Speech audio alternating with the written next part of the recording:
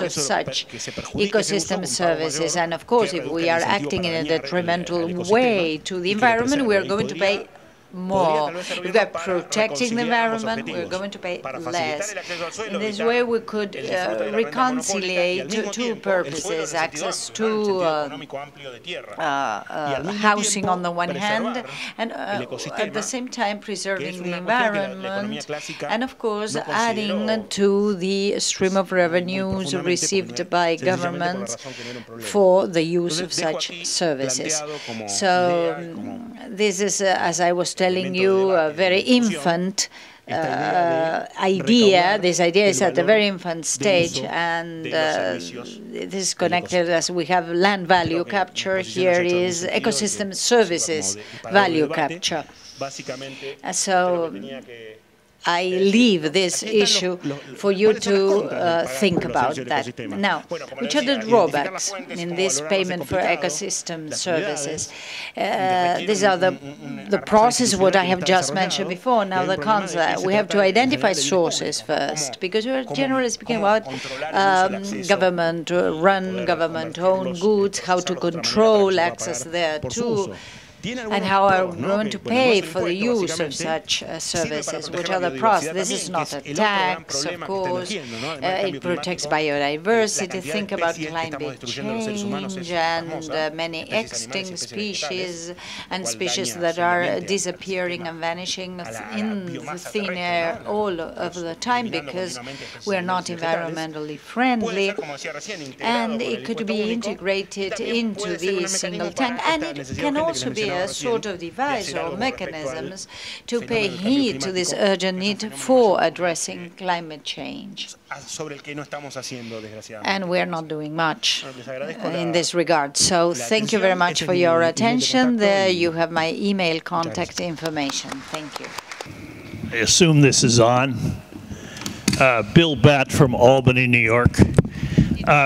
I think there's an alternative solution, which is a very elegant Georgist solution, and that is to recognize that the air is a commons, and that right now, if we regarded the air just as we regarded land, water, or any other resource in nature, we could charge a rent for its use according to its absorptive power. Now, the utilities are treating the air as their private dump for their use of emissions. And the cap and trade system, in contrast, simply privatizes the air and lets them take that, what had been the commons, and trade it back and forth according to its absorptive power. But if we recognize that the air has a certain capacity as a sink, for its absorptive capacity of emissions. Whatever that threshold is, and I don't know what the threshold would be, what we can do is we can auction rent the air as a sink and charge the utilities and any other emitters for the privilege of using the commons as its dump. Now, there is at least one book, maybe more, that explores this in great detail. It's about 15 years old. It's written by Peter Barnes, who is an American, a journalist, and sometime economist. And I think his book is entitled, Who Owns the Air?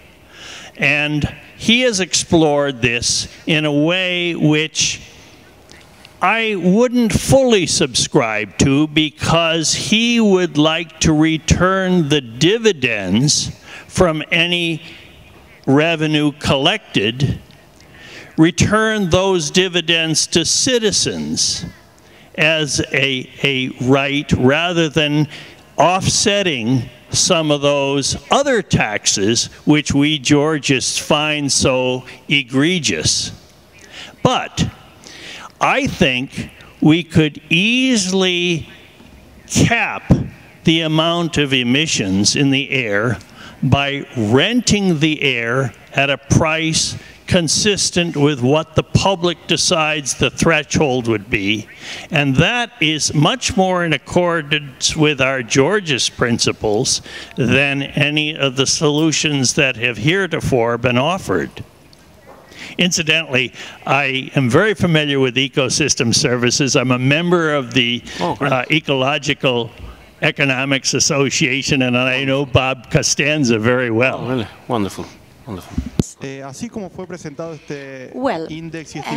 you presented the carbon tax and the index, in my opinion, this does not solve the problem altogether, because you are not redressing or reclaiming the damage caused by any polluting company.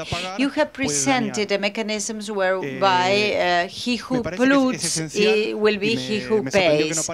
I was amazed at the fact that you have not included the idea that you have to reclaim the environment. I am a scientist myself. It's very easy. When you are felling a tree, you plant 4 small trees, or plant 4 seeds, so that you are, of course, renewing nature, so to speak. Am I clear enough? So I noticed that in your presentation you are just mentioning how to collect taxes, but you have to bear in mind that the pollutant, the emitter, must also reclaim land and protect the environment. Which is your opinion in this regard?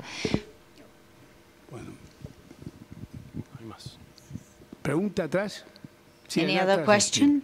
Vamos a hacer todas las preguntas y después vamos a pedir a Claudio que si puede reunir la respuesta. Sí, buenas tardes. Muchas gracias por Good la afternoon. ponencia. Thank you for your presentation. I particularly do not share these ideas too much concerning global warming. In the 4,500 years of existence and development of man on Earth, we have seen many things that are connected with this problem. So I would like to make a very brief comment on this. And I share the scientist's viewpoint. The final solution, or at least an interesting solution to the problem, is to keep an eye on the environment. It is not only a matter of collecting taxes, it's also a matter of protecting the environment. Because you mentioned, while you were sharing your ideas with us, that there's a sort of division between and among nations. They don't want to be less competitive, they don't want to add additional costs, I mean taxes. We're always thinking about complex pollutant industries coming from the first world, developed countries, but here in Argentina we produce a lot of methane gas. In Brazil, the meat packing industry is also heavily pollutant. In China, there are problems with the use of oil and gas and even coal, and they are always polluting the environment, as you know. So, when you mention this carbon tax alternative, I was thinking of the fact that it is not the government the best manager for such funds, because you know the most important nations are the heaviest polluters on the one hand, and they are having problems with the taxes, and they are mismanaging the outcome or results of tax collection. So I don't think that there is one single solution. I don't think that scientists have much to contribute, because climate change is a natural problem, and it is not only a matter of scientific solutions. We'll see what happens in the future. We'll see how we can find alternatives, maybe through taxation. Bueno, permitimos acá a Claudio, que ya tiene 3 preguntas, para ver si puede Sí. y van a dar la respuesta. Ok, voy a tratar de Voy a tratar de ser breve. I'll try to be brief. Si dejo pasar alguna respuesta, And if I skip any preguntaron, answer se me or pasó, any question, rather, please remind me. Eludir. Ya no hago más política, así que no quiero eludir I ninguna pregunta. don't engage in politics, so it's not that I want to avoid answering. As to the Barnes book, I didn't know it, I was not familiar with it, so I will look for it and read it. It's very interesting. It's a very good idea. That payment may apply to both air and to other services in the ecosystem, not only air. And as to who pays and how, that is slightly more complex, because it's true that utilities pollute. Other industries do as well, and so is the case with individuals. Constantly, the only way to avoid environmental pollution is wiping men away from the surface of the earth. And of course, that has a cost. I mean, we have been contaminating the planet ever since the beginnings of mankind. So, I mean, the issue is how to continue existing as civilization and how not to pollute. I mean, who pollutes more should pay more. That, I think, is the rule. But ultimately, what big companies do is provide us with goods and services. And to a certain extent, from the theoretical standpoint, we quickly say it is necessary to pay any cost to avoid contamination. But when we have to pay that, we are not as enthusiastic. When the light bill or the electricity bill includes that cost, there may be some sort of reaction. And we shouldn't forget that idea. Companies produce and pollute and have to pay for that, but let's not forget that their pollution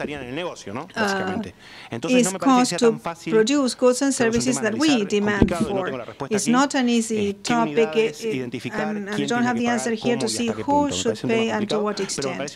That, I think, is complex, but it is a very important issue to discuss, and I didn't know about your affiliation about ecosystem systems. We might discuss that during a break.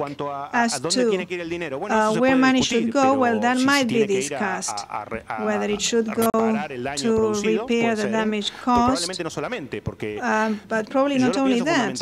I think of it as an incentive to reduce that damage, or at least to reduce the damage to what is strictly necessary, because environmental damage is necessary. We humans eat beef, need to kill animals. We eat vegetables, need to kill vegetables. I mean, the environmental damage is unavoidable. It is inherent to mankind to nurture from the ecosystem. Thinking otherwise is sheer fantasy.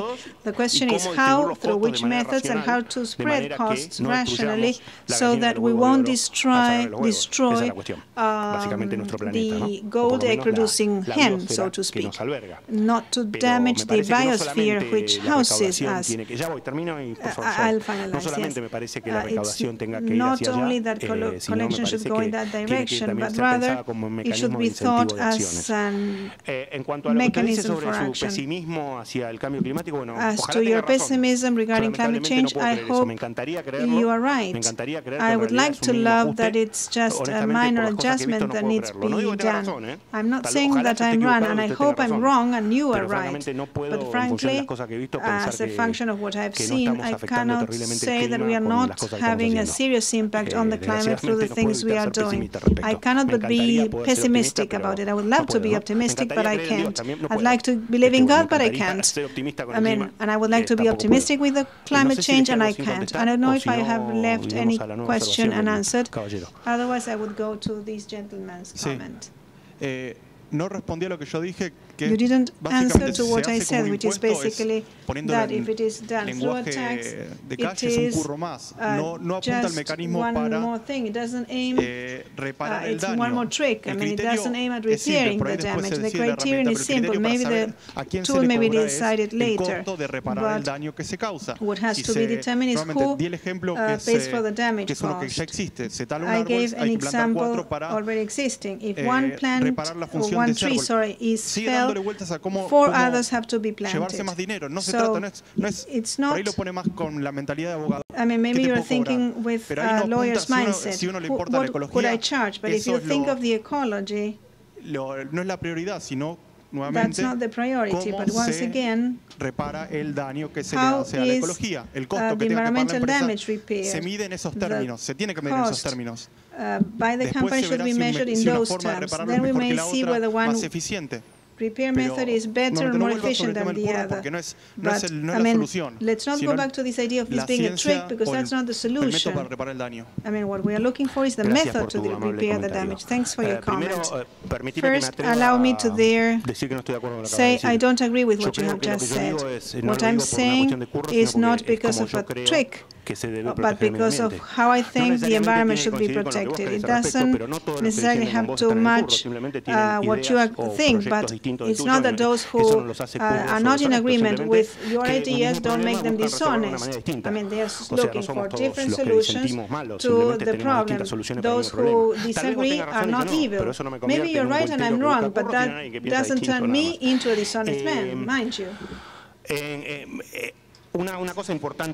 Something important to clarify. I'm not thinking of this as a tax. I'm thinking it as Henry George thought of it. It's a recovery by society of a value that is not... let me finish. The use and enjoyment of the land corresponds to the community to the extent that the land or the soil has not been created by an individual but given by God, or the result of the evolution of a natural process. The logical extent of the concept of soil is the ecosystem. The ecosystem is economically land, economically soil. That soil, that land, unlike capital, which is the merit of the one which has created it, is not the merit of no one's creation, but the creation of God or nature. So the logical source of revenue for the community should lie in the hands of that community. Now, what shall be done with that money? Well, the community may decide.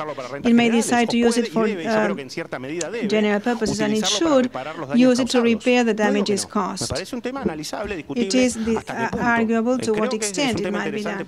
It's something interesting for analysis. Fred Harrison.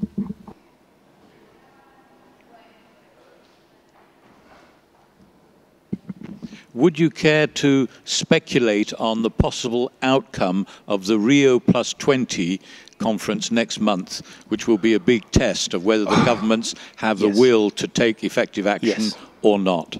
Well, let me...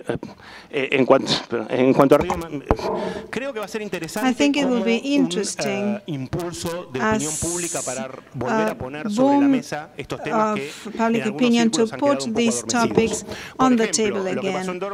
What happened in Durban was a kind of sleeping pill. Nations said, okay, we undertake by 2020 to have a wonderful international agreement in place to solve this. We were all satisfied, but nothing real, nothing substantial was achieved in Durban. So it might be a new call for a warning, a new feedback on contamination, the damage to biodiversity, which may give it some media thrust so that the pressure on decision makers increases, but I am not, unfortunately, very optimistic about that. I will attend the 10+20 summit. It will be an interesting forum, but in practical terms, I don't see we are any near to witnessing major changes. I think it will be interesting as a signal to keep the flame of the discussion. But and I hope I'm wrong, but I won't think it will be a driver for big changes. A round of applause, please, to our speakers so that we...